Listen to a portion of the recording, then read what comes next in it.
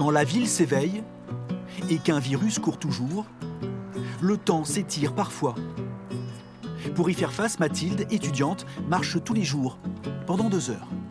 Je suis sortie assez tôt ce matin pour me promener sur les bords du Clin et dans un endroit que je trouve agréable esthétiquement. Et puis après, du coup, je pense que dans la journée, je jardinerai un peu chez moi, je vais peindre et sûrement faire un peu de musique. Marcher ou courir. À Poitiers, le long de sa rivière, le sport est encore là comme remède à la morosité. Pour s'occuper ou ne pas déprimer, l'activité physique demeure privilégiée. La vie continue, hein. Je veux dire, il faut quand même on sort, on peut sortir et tout, c'est déjà bien. Hein. Bon, bah après, on s'occupe comme on peut, hein. C'est qu'à dire. Hein. Ces longs dimanches sont aussi parfois l'occasion de redécouvrir les richesses de sa ville. Un patrimoine parfois méconnu qui, pourtant, ce jour-là, garde ses portes ouvertes aussi aux curieux de passage. On se promène et on en profite pour voir les monuments quand il n'y a pas trop de touristes.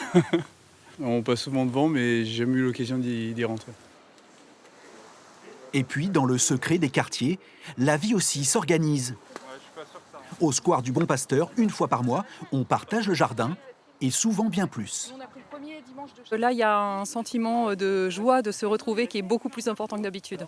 Oui, parce que ça permet de rompre l'isolement. Ça nous manque, surtout qu'on se voyait très souvent toutes les autres années. Donc ça, c'est bien. Il y a le côté social, heureux, intergénération, c'est super. Ceux-là ont promis de se retrouver encore, avec pour tous l'espoir que ces prochains dimanches soient peut-être un peu moins longs et encore plus doux.